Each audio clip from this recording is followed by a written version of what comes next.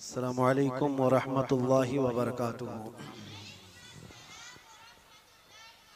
अल्हम्दुलिल्लाहि व कफ़ा व सलामुन अला हबीबिहिल मुस्तफ़ा अम्मा बअद फ़अऊज़ु बिल्लाहि मिनश शैतानिर रजीम बिस्मिल्लाहिर रहमानिर रहीम फ़ल्यहज़रिल्लज़ीना युख़ालिफ़ूना अन अम्रिही अन तुसीबहुम फ़ितनह औ युसीबहुम अज़ाबुन अलीम।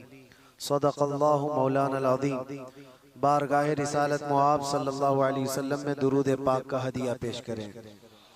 अल्लाहुम्मा सल्लि अला सय्यिदिना व मौलाना मुहम्मदिन मअदनिल जूदि वल करम व आलिहि व अस्हाबिहिल किराम व इब्निहिल करीम व बारिक व सल्लिम सलातन दाइमतन सरमदन अबदा। अल्लाह के रसूल सल्लल्लाहु तआला अलैहि वसल्लम ने इरशाद फरमाया, इस्बिरू फ़इन्नहु ला यअती अलैकुम ज़मानुन इल्लल्लज़ी बअदहु शर्रुम मिन्हु औ कमा क़ाल रसूलुल्लाह सल्लल्लाहु अलैहि वसल्लम। मेरे आका सल्लल्लाहु अलैहि वसल्लम फरमाते हैं, तुम सब्र करो इसलिए कि तुम पर आने वाला हर ज़माना पहले ज़माने से बुरा आएगा। हम जिस ज़माने से आप गुज़र रहे हैं इसके बाद और आजमाइशें और आजमाइशें और आजमाइशें आने वाली हैं। और एक हदीस पाक में अल्लाह के रसूल सल्लल्लाहु अलैहि वसल्लम फरमाते हैं कि मोमिन एक फितने का मुकाबला कर रहा होगा और उससे निकल जाएगा। उस फितने को देखकर इतना घबराएगा और ये सोचेगा कि इसमें तो मेरी मौत हो जाएगी। फिर अल्लाह तबारक व तआला उस फितने से उसको निकालेगा, वो दूसरे में मुब्तला होगा या दूसरे का सामना कर रहा होगा और उसको ये लगेगा कि ये अब आने वाला जो फितना है पहले वाले से तो बहुत बड़ा है। इसी तरह से हर आने वाले ज़माने का फितना पिछले ज़माने से बढ़ कर के ही आएगा। आजमाइश, फितना जो है ये लफ्ज़ कुरान पाक में भी आया है और फितना का लफ्ज़ जो है आजमाइश और इम्तिहान को कहा जाता है मोमिन के लिए। कुरान पाक में अल्लाह ताला फरमाता है, यौमा हुम अलन नारी युफ्तनून। कुरान पाक में अल्लाह फरमाता है, इन्नमा अम्वालुकुम व औलादुकुम फितना। तुम्हारा माल, तुम्हारी औलाद फितना, फितना का मतलब आजमाइश है, तुम्हारा इम्तिहान है। इन्नल्लज़ीना फ़तनुल मुअमिनीन वल मुअमिनात। फितना का ये लफ्ज़ कुरान पाक में कई जगह पर आया। जो आयत मैंने खुतबे में पढ़ी वो भी, फ़ल्यहज़रिल्लज़ीना युख़ालिफ़ूना अन अम्रिही अन तुसीबहुम फ़ितना औ युसीबहुम अज़ाबुन अलीम।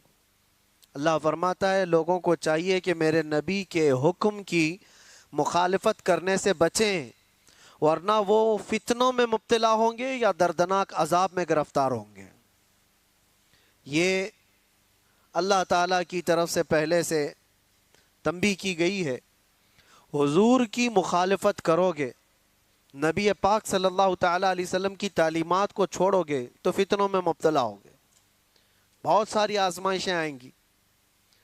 आज जो हम फी ज़माना पूरी आजमाइशों में घिरे हुए हैं, क्या अपने गिरेबान में झांक कर देखें कि हुजूर पाक सल्लल्लाहु अलैहि वसल्लम की तालीमात के मुखालिफ नहीं चल रही पूरी उम्मत।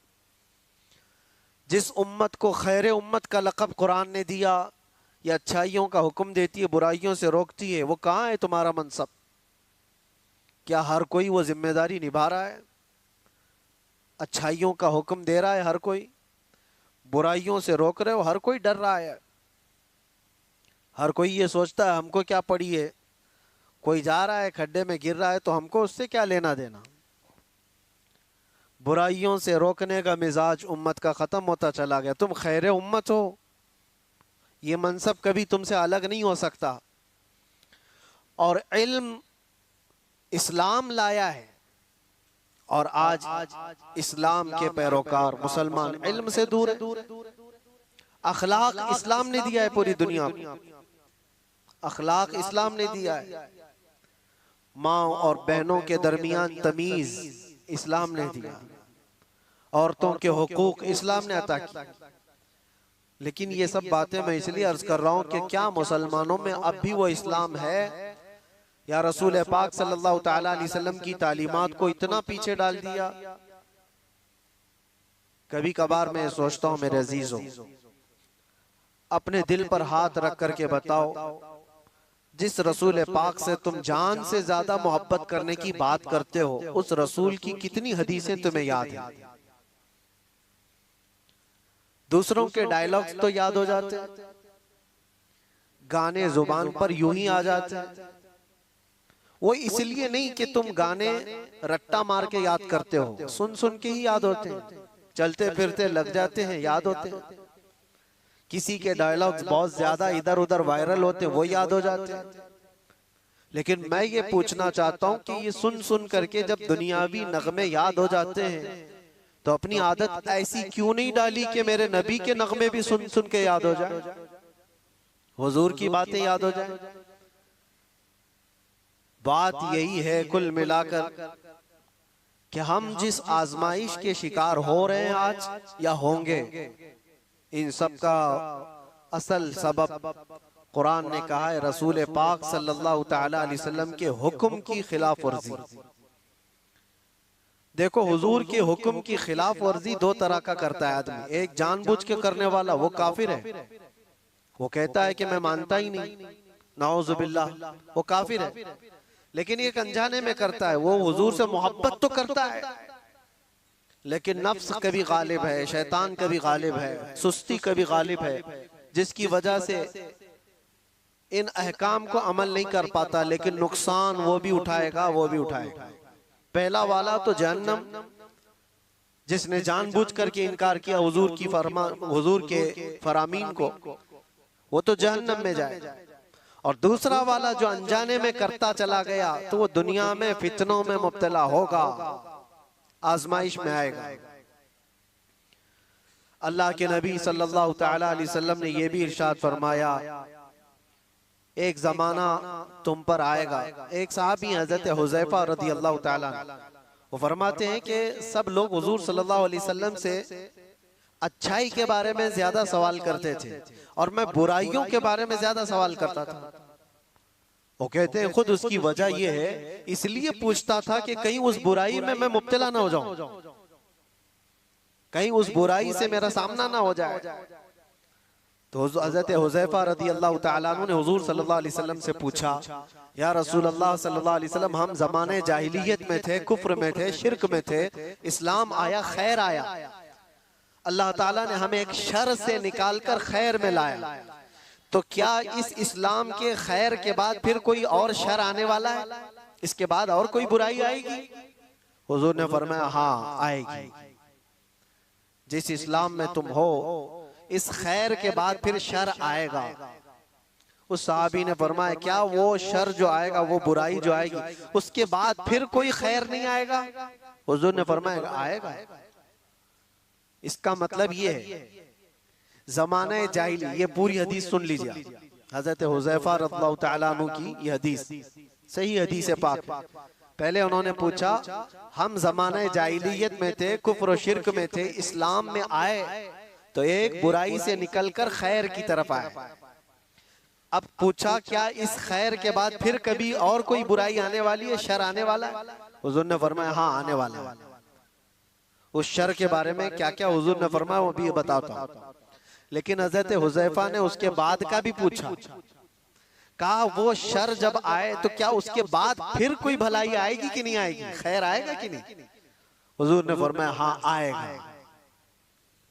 इसका मतलब ये हुआ कि हम जिस जमाने से गुजर रहे हैं, हो सकता है ये शर पे शर, शर पे शर आ रहा है, लेकिन मेरे नबी की बशारत के बाद ये सारे शर के बाद एक खैर आने वाला है। इस सारे शर के बाद एक खैर आने वाला है। यहां तक कि हुजूर सल्लल्लाहु अलैहि वसल्लम से जब हजरत हुज़ैफा ने पूछा था ना कि कैसा शर आएगा, हम तो जहालत से निकल करके इस्लाम में आए, ये खैर है, इसके बाद जो शर आएगा वो कैसा होगा? हुजूर ने फरमाएगा, वो ऐसा होगा कि लोग मुसलमान कहलाने को भी झिझकते होंगे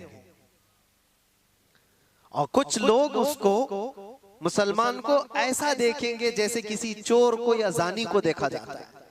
वो जमाना आएगा, वो शर का जमाना।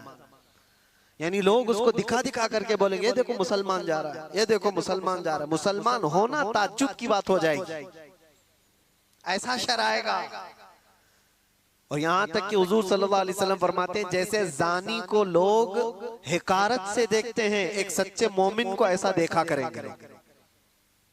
ये जमाना आएगा, तुम शर्माना मत कि लोग मुझे ऊपर से नीचे ऐसे ताड़ते हैं, इतना घूरते हैं, इतना देखते हैं। तुम मोमिन होगे तो देखेंगे जरूर, और देखे जाओगे तुम। उनके देखने पर मैं अपना अमामा क्यों उतारूं, उनके देखने पर मैं अपनी दाढ़ी क्यों निकालूं, बल्कि वो घूर घूर के हमें बता रहे हैं कि हम मोमिन हैं।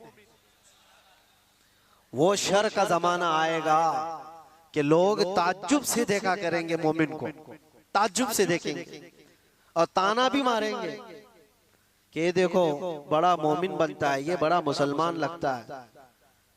अभी वो जमाना इतना ज्यादा आम तो नहीं है, लेकिन नमाजियों को तो ताना देते हैं, टोपी वालों को, दाढ़ी वालों को, अमामे वालों को तो ताना देते ही हैं। हुजूर की सुन्नत पर जो आता है उसको नहीं लोग मजाक में लेने लग जाते हैं। याद रखना, कुफ्फार और मुशरिकीन जो मजाक कर रहे हैं वो तो जहन्नम में जाएंगे, लेकिन कोई मुसलमान अगर हुजूर की सुन्नतों का मजाक करेगा तो दायरा इस्लाम से खारिज हो गया, उसने कुफ्र किया है। हुजूर पाक सल्लल्लाहु तआला अलैहि वसल्लम की सुन्नत को हल्का जानना कुफ्र है। अब सुनो, इतना ही नहीं, उस शर के बारे में हजरत हुज़ैफा ने जो पूछा था, ये खैर के बाद जो शर आएगा, बुराई आएगी, वो क्या क्या होगी। हुजूर ने फरमाया ऐसा होगा कि हथेली पर अंगारा लेकर खड़ा होना आसान होगा, मुसलमान बन करके रहना और मुश्किल। मफहूम हदीस बता रहा हूं, ईमान पर कायम रहना इतना मुश्किल हो जाएगा, हथेली पे जैसे अंगारा लेकर खड़ा होना मुश्किल है। ऐसा ही है आज। अमानत के साथ बरकरार रहना, नजरों की हिफाजत के साथ कायम रह जाना, हुजूर की सच्ची मोहब्बत, अकीदत और उनकी उल्फत के साथ इस जमाने में जी लेना, अपने हथेली पे अंगारा रखने से कम नहीं है। ये कम नहीं है मेरे अजीजों, बड़ी आजमाइशें होती हैं। लोग नारे लगा करके समझते हैं कि आसान है। हाँ, शायर ने ये कहा था, ये शहादत गहे उल्फत में है कदम रखना। लोग आसान समझते हैं मुसलमान होना, कदम कदम पर शहादतें, कुर्बानियां हैं। अब सुनो एक और हदीस, यहां तक तुम परेशान हो चुके होंगे, इतने परेशान हो चुके होंगे कि कभी कब्रिस्तान की तरफ से गुजर रहे होंगे तो हुजूर फरमाते तुम कब्रों वालों को देख करके ये तमन्ना करोगे काश उसकी जगह मैं होता तो अच्छा होता, क्योंकि वो फितनों से बचकर चला गया, हमसे पहले चला गया, अब महफूज सोया है, और हम रोजाना एक नए फितने का मुकाबला कर रहे हैं। ये कैफियत आएगी ईमान वालों पर। और इतना ही नहीं, और आगे अल्लाह के नबी सल्लल्लाहु तआला अलैहि वसल्लम फरमाते हैं मोमिनों पर जो शर का जमाना आएगा वो ऐसा होगा कि पूरी दुनिया में कुरान के सिर्फ लफ्ज बाकी रह जाएंगे, कुरान नहीं रहेगा, लफ्ज बाकी रह जाएंगे। और मुसलमानों में नमाजों से दूरी, ये सारी चीजें आ जाएंगी, कुरान तक इनके बीच में नहीं रहेगा, कुरान के लफ्ज रह जाएंगे। का मतलब यही है कि कुरान तो मौजूद है लेकिन कितनों के पास है। पास में होने का मतलब ये नहीं है कि पुट्ठे वाला, पेपर वाला कुरान, वो तो गले में भी लटका करके घूमो, उससे क्या होना है। जब कुरान ना पढ़ना आता है, ना समझ आती है और ना अमल करना आता है, तो क्या ये आज हालत नहीं है। कुरान कितने के पास, कितने लोगों के पास। मुझे अजीब वो मज़हका लगता है, लोग कव्वालियों में तो झूमते हैं और कुरान की तिलावत होती है तो इन्हें कुछ नहीं असर होता। उनको तो लगता है कब खत्म हो रही है, किरात कितनी लंबी कर रहे हैं मौलाना साहब, नमाज में लंबी किरात हो रही है। कुरान अल्लाह का कलाम है, तुम्हें समझ में आ रहा होता तो तुमको पता ही नहीं चलता कि रकात कब हो रही है। इक्का दुक्का जिसको कुरान होता होगा तो अल्लाह के नबी सल्लल्लाहु अलैहि वसल्लम ने फरमाया एक जमाना इन पर आएगा कि इनके पास कुरान ही नहीं होगा। तो सहाबा डर गए, इतना शर आएगा इनके पास। हुजूर ने यह भी फरमाया चरवाहे लोग होंगे, कम जात के लोग होंगे, लेकिन बड़ी बड़ी इमारतें बनाकर सजा रहे होंगे, सब घरों की ज़ेबो ज़ीनत में लगे होंगे, आराइश में लगे होंगे। आज ये तो देखने को मिलता है। बल्कि ये भी फरमाया मेरे आका सल्लल्लाहु अलैहि वसल्लम ने कि वो बड़े बड़े तख्तों पर बैठकर हुकूमत भी करेंगे। वो सब अलामात आज देखने को मिलती है। हर छोटा बड़ा, बड़े लोगों की बात तो अलग है, एक छोटा सा आदमी भी आज सब इस ज़ेबो ज़ीनत में लगा हुआ है। मस्जिदें सजा दी जाएंगी और उसमें नमाजी नहीं रहेंगे। सब मस्जिदें मार्बल की हैं, सब मस्जिदों में कालीन है, तकरीबन मस्जिदों में एसी है, सब आरामदेह चीजें सब, लेकिन सजदा करने वालों के लिए मस्जिदें ढूंढ रही नहीं है। ये वो जमाना आएगा, नबी पाक ने जब ये फरमाया तो सहाबा इकराम रिदवानुल्लाहि ताला अलैहिम मजमाइन जो सवाल कर रहे थे। अब जाहिर सी बात है, अब मैंने इतनी अलामतें जो बताई, डर और खौफ लग रहा है कि नहीं लग रहा है? डर और खौफ है कि नहीं? क्या ऐसा जमाना आएगा कि लोग हमको मोमिन होने पर ताना देंगे? और इतना ही नहीं, हुजूर ने यह भी फरमाया कत्ले आम बढ़ जाएगा, हरज बढ़ेगा। लालच की बुनियाद पर 100 लोग होंगे तो 99 कत्ल हो जाएंगे, एक बच जाएगा। इतने ज्यादा कत्ले आम, मौतें ज्यादा होने लग जाएंगी। अब ये सब था जो शर का जमाना है। तो हजरत हुज़ैफा ने फरमाया या रसूल अल्लाह सल्लल्लाहु अलैहि वसल्लम, उस शर के बाद कोई खैर आएगा कि नहीं आएगा? हुजूर ने फरमाया हाँ आएगा। जब पूरी दुनिया में इस तरह का जुल्म आम हो जाएगा, अल्लाह इमाम मेहदी को पैदा फरमाएगा। ये खैर का जमाना होगा, ये खैर का जमाना होगा। हुजूर अकरम सल्लल्लाहु अलैहि वसल्लम फरमाते हैं फिर मेहदी को अल्लाह पैदा फरमाएगा और मेहदी पूरी उम्मत को जमा करेगा और पूरी दुनिया में सिर्फ एक कलमा गूंजेगा, ला इलाहा इल्लल्लाह मुहम्मदुर रसूलुल्लाह सल्लल्लाहु अलैहि वसल्लम। ये हदीस पाक मैंने पूरी सुनाई जो हजरत हुज़ैफा रदियल्लाहु ताला अन्हु से मरवी है। उस शर के बाद एक खैर आने वाला है, लेकिन उस खैर के आने तक हमें इंतजार तो है। यहां तक के लोग भूल चुके होंगे दीन को। नबी पाक सल्लल्लाहु ताला अलैहि वसल्लम ने इमाम मेहदी के ज़हूर से पहले जो चीजें हैं उसके लिए इरशाद फरमाया कि लोग दीन पूरा भूल चुके होंगे, कुरान इनके बीच में नहीं होगा, तब इमाम मेहदी आएंगे। दुआ तो हम ये करते ही हैं कि अल्लाह ताला इमाम मेहदी का जमाना अता फरमाए। हर एक की ख्वाहिश है जो इमाम मेहदी का ज़हूर और तज़किरा सुनता है, वो एक परचम तले पूरी दुनिया जमा होगी, वो दौर कैसा होगा। उस चीज के लिए तमन्ना तो सब करते हैं, लेकिन दुआ ये भी करो उस दौर के पहुंचने तक। ये जो शर का जमाना, ये जो फितनों का जमाना है, अल्लाह इसमें सब्र और इस्तिकामत अता फरमाए। जो इसमें से बचकर निकला वो ईमान वाला है। अजीजा ने गिराम वक़ार, आज के हालात में और हुजूर अकरम सल्लल्लाहु अलैहि वसल्लम ने यह भी फरमाया ला तक़ूमुस्साअतु हत्ता यख़रुज 30 दज्जालून 30 कज़्ज़ाबन, यानी हुजूर फरमाते 30 के करीब दज्जाल आएंगे। वो जो काना दज्जाल है वो बाद में आने वाला है। वो हदीस वहीं तक खत्म नहीं हुई। हजरत हुज़ैफा की जो हदीस है, फिर से शुरू से मैं आपको बताऊं। उन्होंने कहा हम कुफ्र में थे, जिहालत में थे, अल्लाह ताला ने इनाम फरमाया और हम खैर में आए, इस्लाम में आए। तो या रसूल अल्लाह, इस खैर के बाद कोई शर है? हुजूर ने फरमाया हाँ, उस शर आएगा। मैंने बताया शर। फिर इमाम में हजरत हुज़ैफा ने पूछा उस शर के बाद फिर खैर आएगा? हुजूर ने फरमाया हाँ आएगा। इमाम मेहदी को अल्लाह ताला मबूस फरमाएगा, पैदा फरमाएगा। फिर हजरत हुज़ैफा ने फरमाया वो खैर के जमाने के बाद फिर शर आएगा? हुजूर ने फरमाया हाँ, इतना शर आएगा कि कयामत आएगी और तुम रब से मुलाकात करोगे। ये आखिरी दौर है। यानी ये नहीं है कि इमाम मेहदी के दौर के बाद फिर सब कुछ सही हो जाएगा। वो जमाना लिमिटेड टाइम का है, उसके बाद फिर शर आएगा और ऐसा शर आएगा कि पूरी रोए जमीन पर कोई कलमा पढ़ने वाला ही नहीं रहेगा। कयामत ईमान वालों पर नहीं आएगी, इतनी बात याद रखो। पूरी रोए जमीन पर एक भी ईमान वाला होगा तब तक कयामत नहीं आएगी। कयामत सिर्फ और सिर्फ कुफ्फार और मुशरिकीन पर आएगी। कयामत वो सबसे बड़ी आजमाइश।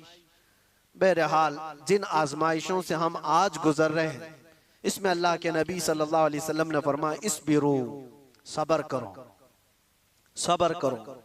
सब्र दो किस्म का है, सब्र अलल मसाइब, सब्र अलल मासी। मुसीबतों पर भी सब्र करना है, ये आसान है। जो बड़ा सब्र है ना, वो दूसरी किस्म का है। हुजूर पाक सल्लल्लाहु अलैहि वसल्लम ने फरमाया सब्र करो। सब्र, मशक्कत आई, मुसीबत आई, कोई इस तरह से घिर गया परेशानियों में कि निकलना मुश्किल है, ये सब इसको कहते हैं सब्र अलल मसाइब। मुसीबतों पर सब्र करना ये छोटा है। और बड़ा सब्र क्या है? ख्वाहिशाते नफसानिया और गुनाहों पर सब्र करना, ये बड़ा सब्र है। ये बड़ी आजमाइश है। दुनिया तुम्हारे सामने सब ओपन करके लाएगी, हर चीज खोल कर लाएगी। एक हदीस पाक ये भी अल्लाह के नबी सल्लल्लाहु अलैहि वसल्लम फरमाते हैं फितने ऐसे जाहिर होंगे तुम पर, ऐसे जाहिर होंगे कि शाम में मोमिन होंगे, सुबह काफिर हो जाएंगे। सुबह मोमिन होंगे, शाम में काफिर हो जाएंगे। युस्बिहु मुमिनन व युमसी काफिरन, अल्लाह के रसूल सल्लल्लाहु अलैहि वसल्लम फरमाते हैं। और फितनों का ज़ुहूर ऐसा होगा, इतनी आजमाइशें कि हुजूर पाक सल्लल्लाहु अलैहि वसल्लम ये फरमाते हैं एक फितना दूसरे फितने को अच्छा करके दिखाएगा। ये अच्छी चीज है, यूज करने वाली चीज है। ये बहुत सारे लोग उन फितनों को बेहतर समझ करके उसमें मुलव्विस हो जाएंगे। ये सब कयामत की निशानियों में, आखिरी जमाने में होने वाले हवादिस। और रसूल पाक सल्लल्लाहु तआला अलैहि वसल्लम ये भी इरशाद फरमाते हैं कि मैं यहीं से देख रहा हूं जैसे तस्बीह के दाने टूट कर बिखर जाते हैं। तस्बीह अगर टूट जाए तो इसके दाने जिस तरह बिखर जाते हैं, तुम पर फितने इस तरह से होंगे, एक दाना पकड़ने जाओगे दूसरा निकल जाएगा, दूसरा पकड़ने जाओगे तीसरा निकल जाएगा। तुम इन फितनों से बचने के लिए एक का हल तलाश करते होंगे, दूसरा खड़ा हो जाएगा, दूसरा तलाश होंगे, तीसरा खड़ा हो जाएगा। हमें जीना तो अब इन्हीं के बीच में है, ईमान के साथ जीना है। अब उन तमाम बातों के बाद हजरत हुज़ैफा रदी अल्लाह तआला अन्हु ने ये सवाल पूछा, या रसूल अल्लाह सल्लल्लाहु अलैहि वसल्लम, शर के बाद खैर आया, खैर के बाद शर, शर के बाद खैर, फिर खैर के बाद शर, लेकिन जब जब शर का जमाना आए आप हमें क्या वसीयत फरमाते हैं?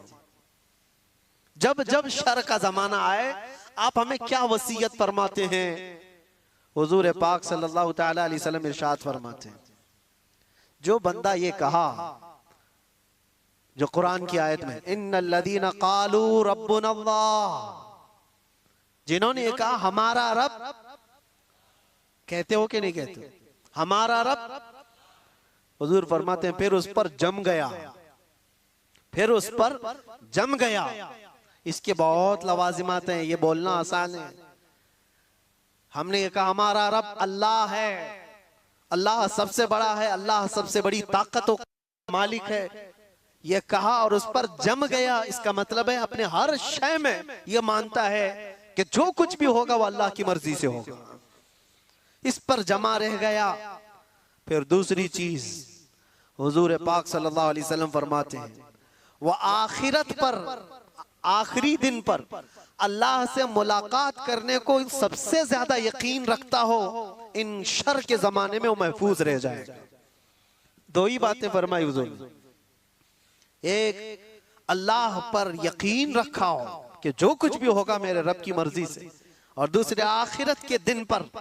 यह बहुत अहम बात है।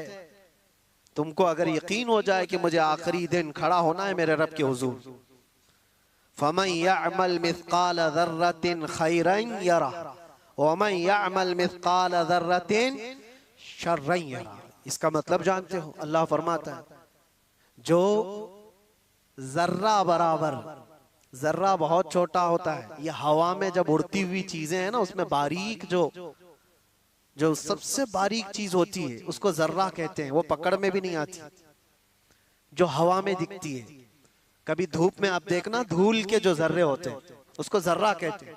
अल्लाह फरमाता है तुम अगर उस जर्रे के बराबर भलाई किए होंगे, कयामत के दिन अल्लाह वो भी सामने लाएगा, देखोगे तुम उसको, और उतनी बराबर बुराई करे होगे वो भी अल्लाह तुम्हारे सामने लाएगा। उस आखिरत के दिन पर अगर तुम्हारा यकीन हो तो फितनों के जमाने में बंदा बच जाएगा, बच जाएगा। अल्लाह की जात पर यकीन हो, आखिरत पर यकीन हो।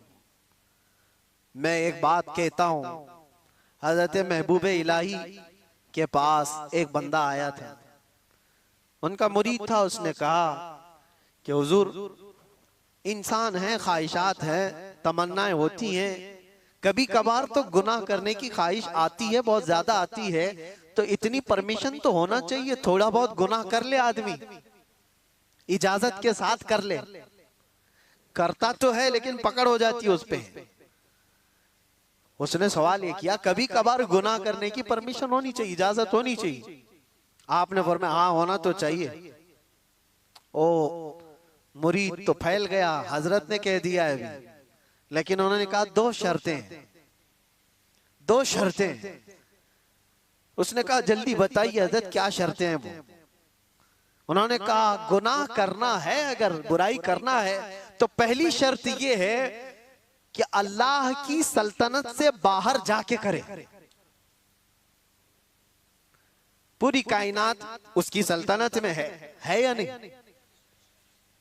वलिल्लाहि मुल्कुस समावाति वल अर्द, कुरान में बेशुमार कई जगह पर अल्लाह ने फरमाया सारे आसमानों और जमीनों की बादशाहत अल्लाह की। लेकिन सुल्तानुल औलिया महबूब इलाही कहते हैं करना है तो ठीक है, एक शर्त तो ये है उसकी सल्तनत से बाहर निकल करके कर। कहा ये तो नहीं हो सकता, ये तो नहीं हो सकता, कहां जाऊंगा? जहां भी जाए वो उसकी बादशाहत है। लेकिन दूसरी क्या है? आपने फरमाया दूसरी ये है, करना हो गुनाह तो उस वक्त करे जब तेरा रब सो रहा हो। उसने कहा ये कैसी बात है? ला तअखुदुहु सिनतुम वला, उसको ना ऊंघ आती है ना नींद आती है। अल्लाहु ला इलाहा इल्ला हुवल हय्युल क़य्यूम, वो अल्लाह हय और क़य्यूम, हमेशा से जिंदा, हमेशा जिंदा रहने वाला, हर शय को अपनी कुदरत से कायम रखने वाला। उसे ऊंघ भी नहीं आती, नींद भी नहीं आती, हर चीज को वो देख रहा है। कुरान में अल्लाह फरमाता है वल्लाहु खबीरुम बिमा तअमलून, तुम्हारे सारे कामों से वो बाखबर है। यअलमु खाइनतल अयुनि वमा तुख्फिस सुदूर, तुम्हारी आंखें जो खयानत करती हैं अल्लाह वो भी देख रहा है। तुम्हारे दिल में जो वसवसे गुजर रहे हैं अल्लाह उससे भी बाखबर है। कोई चीज नहीं बची। वो कब सोएगा? नहीं, सोने वाले खुदा पर तो हम ईमान ही नहीं रखते, सोने वाले खुदा पर हम ईमान नहीं रखते। वो कोई और होगा, 6 महीने सोता होगा, 6 महीने जागता होगा। मेरा रब ला तअखुदुहु सिनतुम वला नौम, नींद और ऊंघ का तो इधर गुजर ही नहीं है। जिस कायनात को पूरा वो अपने कुन से चलाता हो उसके बारे में नींद का शायबा भी नहीं। तो दो बातें जो महबूब इलाही ने फरमाई, मुरीद दंग रह गया। कहा कि हुजूर नामुमकिन बात है, ना मैं उसकी सल्तनत से बाहर जा सकता हूं, ना कोई ऐसा वक्त आने वाला है जब उसको ऊंघ आए या नींद आए। तो आपने फरमाया तो फिर शर्म कर, उसकी सल्तनत में उसके देखने के वक्त तू कैसे कर सकता है? बच जा। इसके बाद फिर दोबारा सवाल ना करो, मेरे अजीजों, उन फितनों के दौर में, शर के जमाने में अगर तुम बच सकते हो तो ये ईमान कि मेरा रब अल्लाह है, फिर उस पर जम जाओ। और दूसरी बात, हुजूर ने फरमाया युमिनु बिल आखिरा, आखिरत के दिन पर वो ऐसा यकीन कामिल रखता हो कि मुझे वहां तो उठाया जाएगा, पूछा जाएगा। बहरहाल आज मुझे सिर्फ ये हदीस पूरी बयान करनी थी। जो हालात आज पेश हैं, लोग इससे घबराए हुए हैं, नर्वस कि कैसा कैसा दौर आ रहा है, इतने मारे जा रहे, इतने काटे जा रहे, हर जगह एक एक चीज पर। मियाँ अभी तो तुम मस्जिदों, खानकाहों और नबी पाक सल्लल्लाहु अलैहि वसल्लम की ज़ात, अल्लाह की ज़ात पर तनाज़ात कायम करने वाले लोगों को देखा है। वो दौर भी आएगा तुम्हारे कलमा तैयबा पर, तुम्हारी जुबान पर लोगों को एतराज होगा, सवाल होगा। आ भी गया तुम्हारी अजानों पर सवाल, तुम्हारी नमाजों पर। आज ये सारी चीजें जो है आजमाइश से तुम गुजर रहे हो, ये वो शर का जमाना है जिसमें तुम्हें सब्र रखना है। और सब्र दोनों किस्म का, मुसीबतों पर भी सब्र करो और मासी पर, गुनाहों पर भी सब्र करो, दोनों चीजें। नौजवान तबके की जिम्मेदारी बढ़ जाती है। मेरे अजीज बच्चों, मैं आपसे कहना चाहता हूँ, ये रमजान का आखिरी अशर है, आप अल्लाह के जिक्र की मजलिस में आए। खुदा रहा, रसूल पाक का वास्ता देता हूँ, तुम्हारे दो छोटे कंधों पर बहुत बड़ी जिम्मेदारी आई, जो अगलों पे नहीं थी, आज तुम पर है। तुम्हारी पूरी जनरेशन जो बाद आने वाली है, वो तुम्हारे हर नकलो हरकत को देखेगी और उसको कॉपी करने वाली है। तुम बुज़दिल रहोगे तो नस्लें बुज़दिल होगी, तुम गुनहगार अय्याश रहोगे तो तुम्हारी नस्लें इसी तरह से पैरोकार बन जाएंगी। तुम्हारे इन कंधों पर बहुत बड़ी जिम्मेदारी है। क्या मेरे मुस्तफ़ा करीम सल्लल्लाहु अलैहि वसल्लम से इतनी मोहब्बत भी नहीं है तुम्हें कि अपने ऐशो इशरत को ठोकर मारे हम? दुनिया जो चाहती है वैसे ना बन करके आमिना का लाल जैसा चाहे वैसे बन जाए। क्या इतनी चीज कुर्बानी हम नहीं दे सकते इस दौर में, जहां लोग तुम्हारे रब पर सवाल करें, कुरान पाक को जला दिया जाए, तुम्हारे बुजुर्गों की कब्रें उखाड़ने की बात हो? अब बचा क्या तुम्हारे हो रही? क्या ये दौर तुम्हारे ताश के पत्तों पर बैठने का दौर है? क्या ये दौर तुम्हारे शराब पीने का और जुआ खेलने का दौर है? क्या ये दौर तुम्हारा पूरा 24 घंटे इंटरनेट पर गेम खेलने का वक्त है? तुमसे सवाल होगा हर घड़ी के बारे में, हर लम्हे के बारे में सवाल होगा। और एक बात ये भी याद रखो, अल्लाह के नबी सल्लल्लाहु अलैहि वसल्लम फरमाते हैं कुल्लुकुम राइन व कुल्लुकुम मसऊलुन अन रिअयतिही, तुम में से हर आदमी निगहबान है। जैसे चरवाहा अपनी बकरियों का निगहबान होता है, तुम में से हर आदमी निगहबान है और हर आदमी से उसके नीचे रहने वालों के बारे में पूछा जाएगा क़यामत के दिन। तेरी औलाद क्यों बिगड़ी? तेरी औलाद गलत रास्ता क्यों इख्तियार की तेरे अंडर में थी? तुम्हारी बहनें, तुम्हारी बीवियां, तुम्हारी बच्चियां, ये तुम्हारे मातहत हैं, तुम इनके मसूल हो, इनके जिम्मेदार हो। इनके गलत कदम का भी तुम्हें जवाब देना पड़ेगा। माहौल को बनाने के लिए तुम्हारे पास बहुत सारी चीजें हैं। उठो वो गर न हश्र न होगा फिर कभी, दौड़ो के जमाना चाल अपनी चल गया। इसीलिए इन फितनों के दौर में एक ही जगह से रोशनी मिलती है, वो गुंबद खजरा से। एक बात याद रखना मेरे अजीजों, दुनिया जिसको दिखाने के लिए कर रही होती है ना, वो दुनिया उनको देखती भी नहीं। जिसको दिखाने के लिए लोग कुछ चीजें कर रहे होते हैं, बहुत सारे लोग हैं, पूछा कि ये इतने नाक नक्शे, ये सारी चीजें तेरे चेंज हो गया, होलिया बदल गया?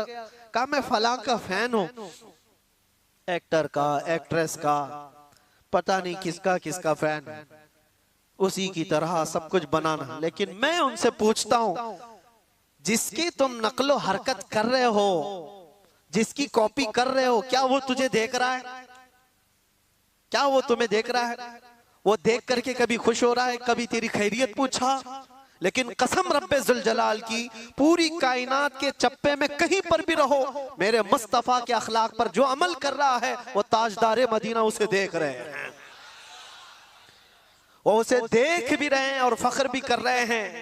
और ये भी फरमाया बुजुर्गों ने, हुजूर की सुन्नतों पर चलने वाला, दुनिया के ताने बर्दाश्त करने वाला, लोगों की गालियां सुन सुन करके जीने वाला, लोग उसको दकियानूसी कहते हैं, फंडामेंटलिस्ट कहते हैं, पुराने ख्यालात का कहते हैं, सब तरह की चीजें बर्दाश्त करता रहा, लेकिन अपने हुलियों को चेंज नहीं किया, अपनी तालीमात को नहीं चेंज किया, कुछ नहीं बदला। थका हारा गालियां खाकर जिस दिन उसका इंतकाल होता है, बुजुर्गों ने फरमाया रसूल पाक सल्लल्लाहु तआला अलैहि वसल्लम उसके कब्र में आने से पहले तशरीफ लाते हैं और मुनकर नकीर से कहते हैं, जरा आहिस्ता से सवाल करना, बड़ा थक करके मेरा गुलाम आ रहा है, मैं मरूं तो मेरे आका या मलाइका से कहना से कोई मत जगाना, अभी आंख लग गई है, जिंदगी गुजारो तो वो गुजारो, दुनिया के ताने इन फितनों के दौर में बर्दाश्त करना सीख जाओ। लोग तुम्हारे अखलाक पर उंगलियां उठाएं, तुम्हारे सच बोलने पर भी ताना होगा, तुम्हारे ईमान पर कायम रहने पर भी ताना देंगे लोग, तुम्हारी अच्छी बातों पर ताना देंगे कि इसकी जुबान तो देखो, मुल्ला बन गया, मौलवी बन गया, मौलाना जैसी बातें करने लग गया, ये ताने देने लग जाएंगे लोग। दो हदीस क्या नौजवान सुनाएगा, उसको कहते हैं अल्लामा बन गया, मौलवी बन गया है। ये दौर अल्लाह के नबी सल्लल्लाहु अलैहि वसल्लम ने हदीस पाक में फरमाया, इतना ही नहीं कि मौलवी मौलाना कहकर के ताना देंगे, ऐसा देखेंगे जैसे एक जिना करने वाले को देखा जाता है। ये हदीस है किताबुल मलाहिम वल फितन में, अबू नईम ने यह हदीस नकल फरमाई है। इसलिए मेरे अजीजों, उस दौर का मुकाबला करने के लिए, उस दौर के चैलेंजेस को आपको बताना ये जरूरी था, मैंने बताया। उस दौर में अल्लाह के नबी ने यह भी फरमाया, जो महफूज रह सकता है वो कौन है? वो बंदा जो ये कहा मेरा रब अल्लाह है और उस पर जम गया, चाहे कुछ भी हो, अब मेरा रब अल्लाह है, तुम मेरे सीने पर चढ़ करके बोलो, मेरी गर्दन पर तलवार रख करके बोलो, मैंने कहा है मेरा रब अल्लाह है तो अल्लाह ही है। ये इस पर कायम रहना, और दूसरी चीज आखिरत पर कायम रहना। अल्लाह ताला इस शर के जमाने में हमारी हिफाजत फरमाए, इस शर के दौर में मौला हमारी जानों की, हमारे मालों की और हमारे आमाल और हमारे ईमान की हिफाजत फरमाए। खुसूसियत के साथ पूरी दुनिया भर में कुछ वाकयात ऐसे होंगे जो तुम्हारा दिल दहला देंगे, वो होंगे, वो भी आजमाइश है, वो भी आजमाइश है। मुझे एक बात याद आती है, एक खातून जो सिर्फ और सिर्फ मुसलमान होने के नाते अमेरिका की जेल में कैद, और कितने सालों से, सालों बीत गए, 25 साल के करीब, उस खातून को दांत तक तोड़ दिए गए, जहन तक माजूर कर दिया गया, हर चीज।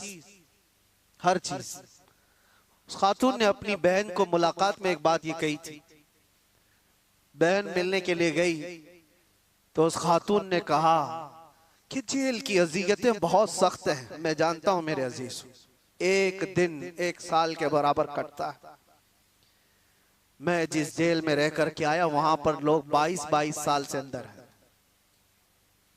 कितनों के घर उजड़ गए, खत्म हो गए, कितनों के घर वाले इंतकाल कर गए, वो आ ना सके, कितनों की औलाद बिखर गई, कुछ तो ऐसे कंप्रोमाइज करके रह गए कि अब हमारी जिंदगी का खात्मा इन्हीं 4 दीवारों के अंदर है।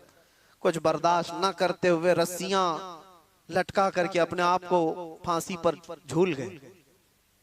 हालात बड़े सख्त, बहुत सख्त आजमाइश का दौर। एक खातून जो ईमान की बुनियाद पर, इस्लाम की बुनियाद पर कैद में गई, अजियतों पर अजियतें दी गई, इतनी अजियतें कि पैर फैलाने की भी जगह नहीं थी, इतनी छोटी बैरक दी गई, उसमें 20 साल कट गए हों। बहन ने एक बार पूछा कि ये अजियतें जो इतनी सख्त गुजर रही है, तो वो हंस कर कहने लगी, कोई बात नहीं, मैं खुद भी घबराई हुई थी बहुत, लेकिन इस छोटी सी 4 दीवारी के अंदर बहुत थक करके एक दिन सोई तो ख्वाब में रसूल पाक तशरीफ लाए, बर्दाश्त से ज्यादा हो गया तो मेरे मुस्तफा तशरीफ लाए। हुजूर पाक सल्लल्लाहु अलैहि वसल्लम से मैंने अर्ज किया कि आका, ये जमाना कब खत्म होगा मेरी आजमाइश का? ये मेरा इम्तिहान कब खत्म होगा, इतनी अजियतों से गुजारा जा रहा है, ये कब खत्म होगा। अल्लाह के नबी सल्लल्लाहु ताला अलैहि वसल्लम ने क्या फरमाया, कहा खातून ये तेरी आजमाइश थोड़ी ना, ये उम्मत की आजमाइश है। देखा जा रहा है कि उम्मत मजे लेकर सो रही है। तुम क्या समझते हो, ये जो छोटे छोटे बच्चे रोज हिलाक हो रहे हैं बिलबिलाते हुए, आग के गोलों के नीचे उनकी सुबह और शामें होती हैं, उनकी चीखों को दुनिया ये समझती है कि एक इलाके का झगड़ा है। मैं कहता हूं पूरी कायनात के मुसलमानों का ये इम्तिहान है, आजमाइश है। तुम फिजिकली उनकी मदद नहीं कर सकते तो कम से कम अपनी जिंदगी तब्दील करो ताकि तुम्हारी दुआएं बारे इजाबत से टकराएं, अल्लाह की बारगाह में तुम्हारी दुआएं तो जाए। इसलिए मैं ये कहता हूं, यह आखिरी अशरा है, मजलूम फिलिस्तीनियों के लिए भी हम दुआ करते हैं, मौला उन पर आए हुए उस जमाने को जल्द से जल्द खत्म फरमा दे। पूरी दुनिया रमजान मना रही है, पूरी दुनिया ईद की तैयारियों में बाजारों में दौड़ी दौड़ी घूम रही होगी, लेकिन वहां पर जनाजे निकल रहे हैं। सुबह एक जनाजा, शाम में एक जनाजा, बल्कि एक ही रास्ते पर 80-80 जनाजे जा रहे होते। मैं कभी सोचता हूं उनके घरों पर ईद कैसे आती है, उनके घरों पर इफ्तार और सहरी कैसे आती है, रमजान कैसे। लेकिन इन सब हालात के बावजूद जो खबरें आती हैं कि ना वो अजान में कम हुए हैं ना नमाज में, वह दुखती हुई आवाज में दर्द के साथ अजानों के साथ भी अपने ईमान को कायम रखे हुए हैं। एक बड़ी आजमाइश है। मैं इसलिए जज्बात में बोलता हूं कि दर्द होता है, तकलीफ होती है। मेरे आका सल्लल्लाहु अलैहि वसल्लम ने फरमाया, मैं फिर से अपने लहजे में कहता हूं, कुछ कुत्तों को इन बातों पर यह तकलीफ अगर होती हो कि कहीं और तकलीफ हो रही है तो आपको बोलने की क्या जरूरत, तुम्हें पता ही नहीं ईमान किसे कहते हैं। मेरे आका ने फरमाया, मसलुल मुमिनी का मसली जसदिन इज़ा इश्तका अज़ुन तुदअ लहु साइरुल जसदि बिस्सहरी वल उम्मा। हुजूर फरमाते हैं पूरे मोमिनों की मिसाल एक जिस्म की तरह है। एक अज़ू को तकलीफ हो तो पूरे जिस्म में बुखार आता है, एक अज़ू को तकलीफ हो तो पूरे जिस्म में बुखार आता है। इसी को ईमान कहते हैं। फिर वो ईमानी क्या है जो दूसरों की तकलीफ का एहसास नहीं करता हो। एहसास के साथ अपनी जिंदगियां बदलनी है। या आखिरी अशरे में गिड़गिड़ाओ और अपने रब से मांगो कि मौला हमें भी बदल दे और उनके हालात भी बदल दे। वो दौर मौला जल्द से जल्द अता फरमा जिस दौर में हर जगह हम खुली सांसों के साथ ये कह सके लब्बैक या रसूल अल्लाह। व आखिरु दावाना अनिल हम्दुलिल्लाहि रब्बिल आलमीन। जिक्र के लिए